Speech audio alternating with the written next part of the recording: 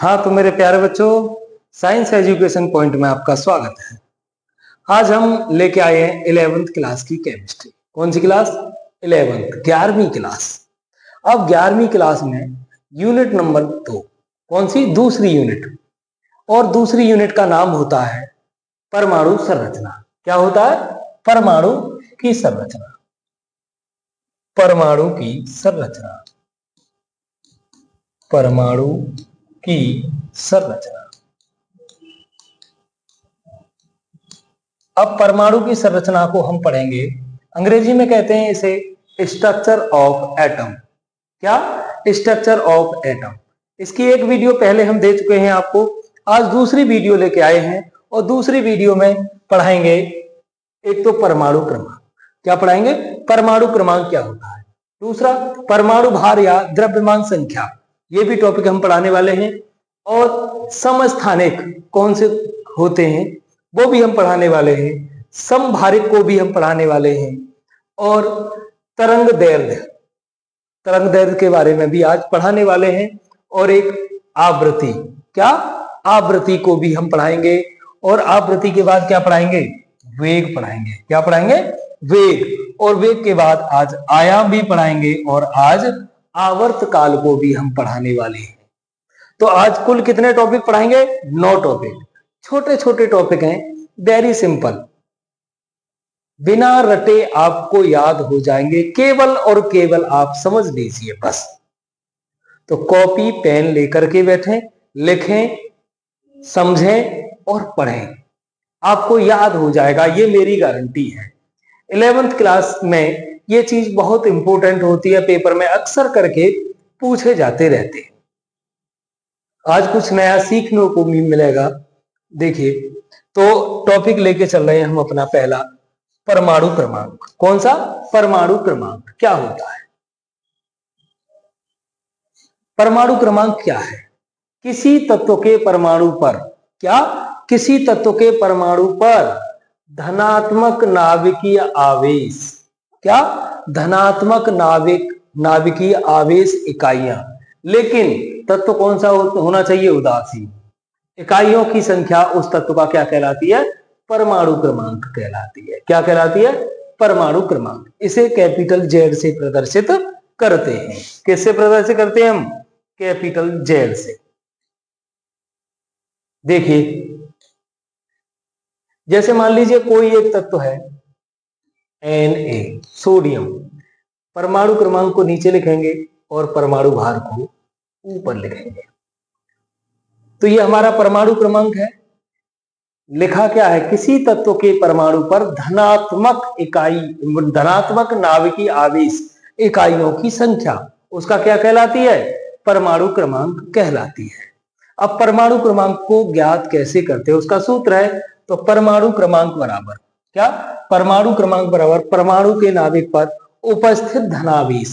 उपस्थित धनावेशित इकाइयों की संख्या। या दूसरा सूत्र है इसका, उदासीन परमाणु में उपस्थित इलेक्ट्रॉन की संख्या। कौन से में? उदासीन में। आयनिक नहीं होना चाहिए। उदासीन परमाणु में उपस्थित इलेक्ट्रॉन की संख्या से भी हम निकाल सकते हैं। क्या निकाल सकते हैं? परमाणु क्रमांक। दूसरा टॉपिक लेके चल रहे हैं हम, द्रव्यमान संख्या, या इसको हम परमाणु भार कहते हैं। क्या कहते हैं? परमाणु भार। द्रव्यमान संख्या क्या होती है? किसी तत्व के एक परमाणु के नाभिक में, किसमें? नाभिक में, न्यूक्लियस में उपस्थित प्रोटॉनों की संख्या तथा न्यूट्रॉनों की संख्या का योगफल, उसकी क्या कहलाती है? द्रव्यमान संख्या कहलाती है। इसे किससे प्रदर्शित करते हैं? Capital A. किससे? कैपिटल ए से प्रदर्शित करते हैं। अब परमाणु की द्रव्यमान संख्या बराबर क्या है? द्रव्यमान संख्या बराबर, यहां पे क्या लिखवाया? प्रोटॉन तथा न्यूट्रॉनों की संख्या का योग। तो द्रव्यमान संख्या बराबर होगी प्रोटॉनों की संख्या प्लस न्यूट्रॉनों की संख्या। किसकी? प्रोटॉनों की संख्या और न्यूट्रॉनों की संख्या को जोड़ दो, द्रव्यमान संख्या निकल आएगी या परमाणु भार निकल आएगा। अब परमाणु की द्रव्यमान संख्या को किससे प्रदर्शित किया? कैपिटल ए से। किससे? Capital A. तो ए बराबर क्या होगा? P plus N. P for प्रोटॉनों की संख्या और N फॉर न्यूट्रॉनों की संख्या। दूसरा इसका सूत्र है परमाणु क्रमांक प्लस न्यूट्रॉनों की संख्या, यानी परमाणु की द्रव्यमान संख्या निकालेंगे तो परमाणु क्रमांक और न्यूट्रॉनों की संख्या को जोड़ करके भी हम परमाणु की द्रव्यमान संख्या निकाल सकते हैं। तो इसका एक स्क्रीनशॉट कर लीजिए।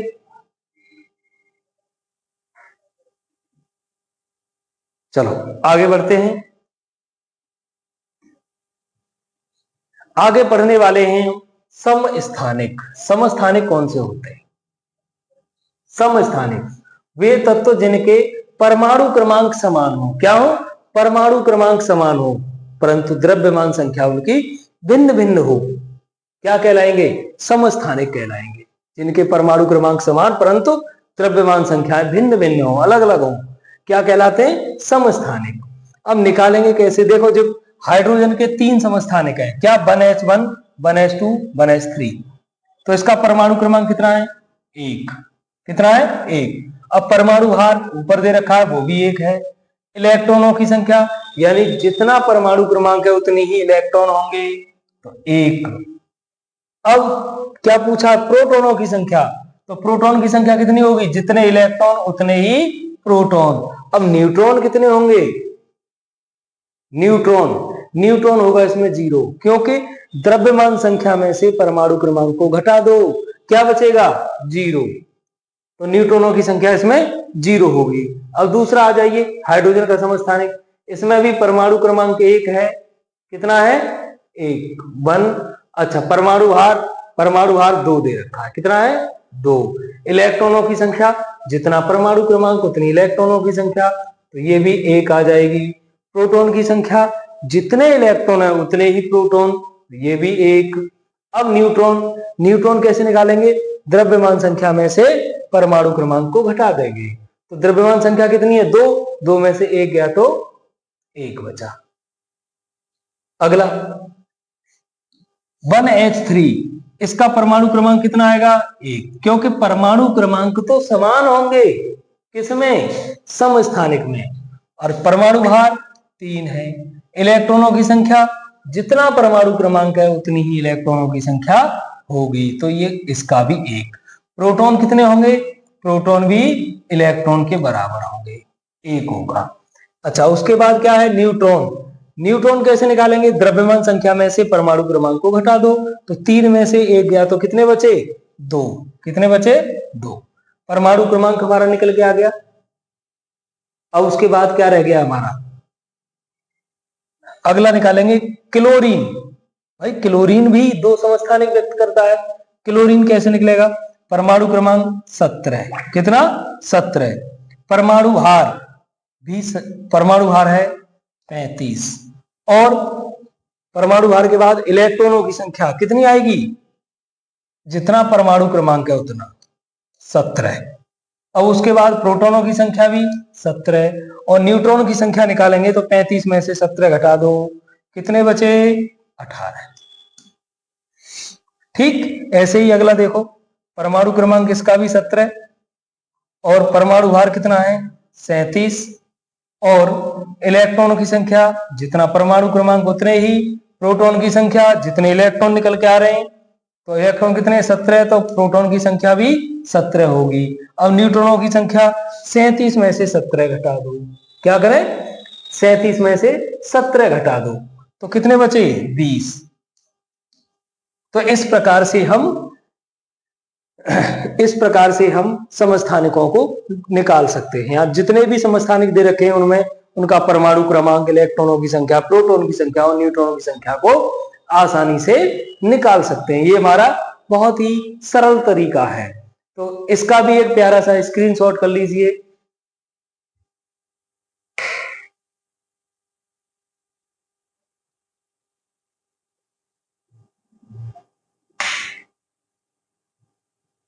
चलो अगला लेते हैं समभारिक। समभारिक में क्या होता है?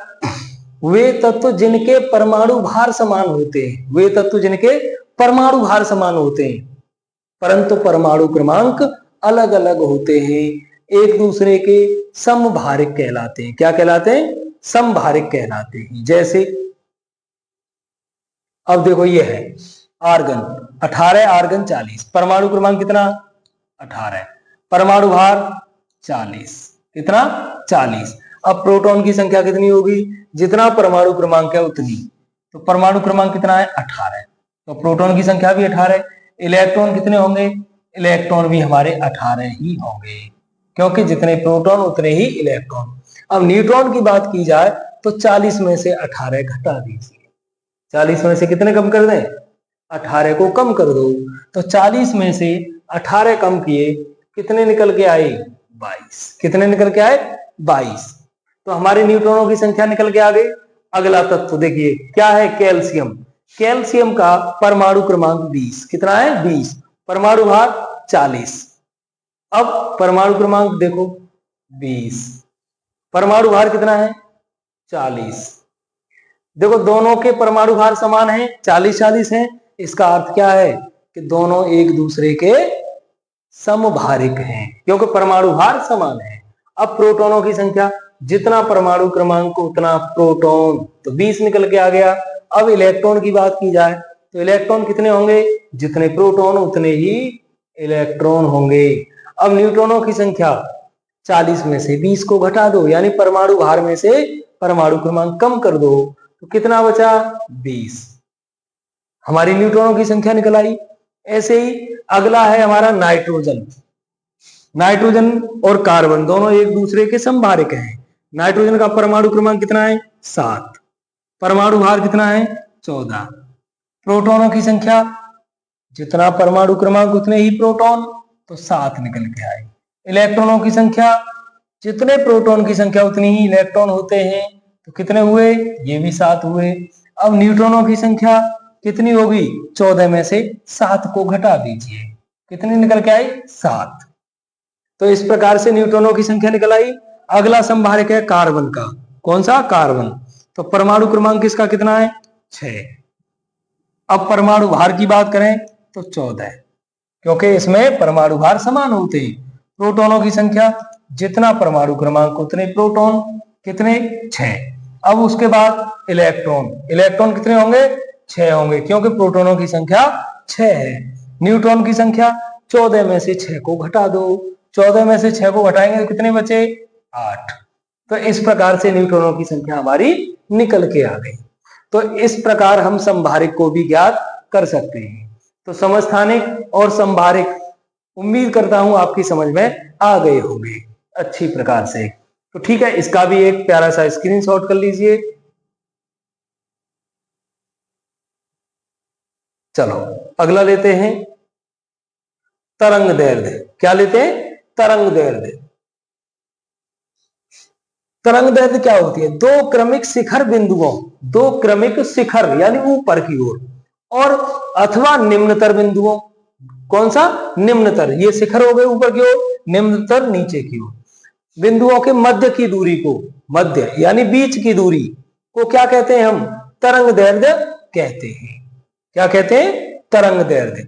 अब देखो शिखर बिंदु 2, तो इनके बीच की दूरी तरंग दैर्ध्य। इसे किससे प्रदर्शित करेंगे? लैम्डा से। किससे? लैम्डा से। अब यह निम्नतर बिंदु, निम्नतर बिंदु ये आ गए, तो दोनों निम्नतर बिंदुओं के मध्य की दूरी क्या कहलाएगी? हमारी तरंग दैर्ध्य कहलाएगी। तो तरंग दैर्ध्य कहते हैं। इसे किससे प्रदर्शित करते हैं? लैम्डा से। इसका मात्रक होता है मीटर, सेंटीमीटर या फिर एंगस्ट्रॉम। क्या होता है? मीटर, सेंटीमीटर या फिर एंगस्ट्रॉम इसका मात्रक होता है। तो इसका भी एक स्क्रीनशॉट कर लो।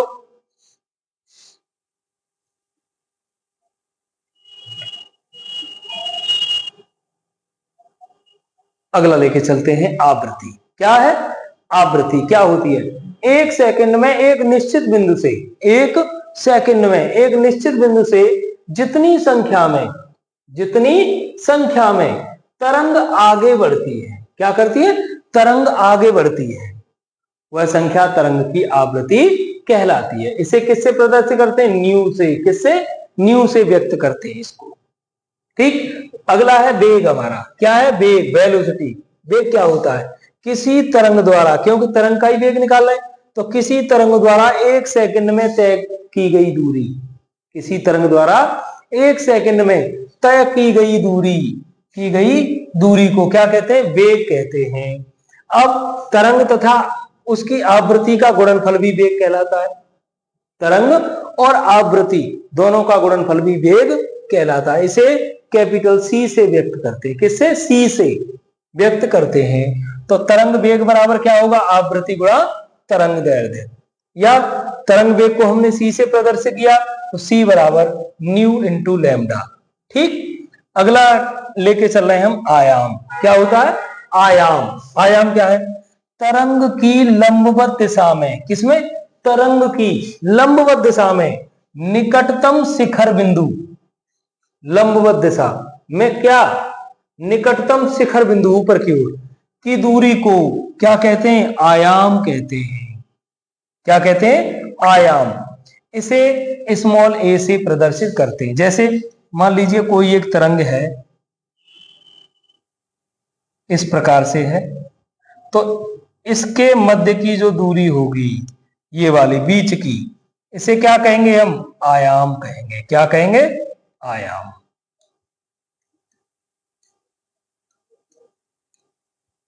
ये क्या कहलाएगी? हमारी आयाम कहलाएगी। और आयाम प्रकाश की तीव्रता पर निर्भर करता है। कहां निर्भर करता है? प्रकाश की तीव्रता पर। अतः प्रकाश की तीव्रता अगर कैपिटल आई है तो ये आयाम के समानुपाती होती है। आयाम के वर्ग के समानुपाती। किसके? आयाम के वर्ग के समानुपाती होती है। तो कैपिटल आई बराबर क्या होगा? ए स्क्वायर।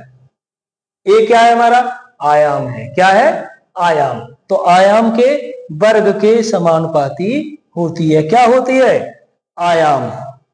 ठीक, इसका भी एक स्क्रीनशॉट कर लो। फिर एक लास्ट टॉपिक और है गया हमारा आवर्तकाल, उसको और लेके चलते हैं।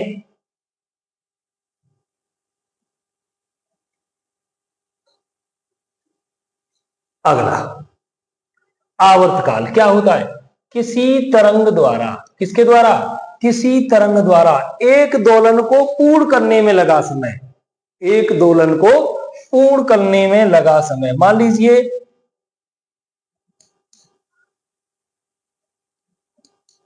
ये है, तो एक दोलन अगर यहां से ये स्टार्ट होगा तो यहां तक जाएगा और पुनः फिर वापस आएगा। तो एक दोलन को पूर्ण करने में जो लगा समय है वो क्या कहलाएगा? हमारा आवर्तकाल कहलाएगा। क्या कहलाएगा? आवर्तकाल। इसे किसे प्रदर्शित करते हैं? कैपिटल टी से। किससे? कैपिटल टी से इसे व्यक्त करते हैं। तो आवर्तकाल क्या है हमारा? किसी तरंग द्वारा एक दोलन को पूर्ण करने में लगा समय। दोलन को पूर्ण करने में, यानी कोई ए बिंदु है, यहां से बी बिंदु तक जाएगा और जाकर के पुनः वापस ए बिंदु पर आ जाए तो एक दोलन पूरा हो गया।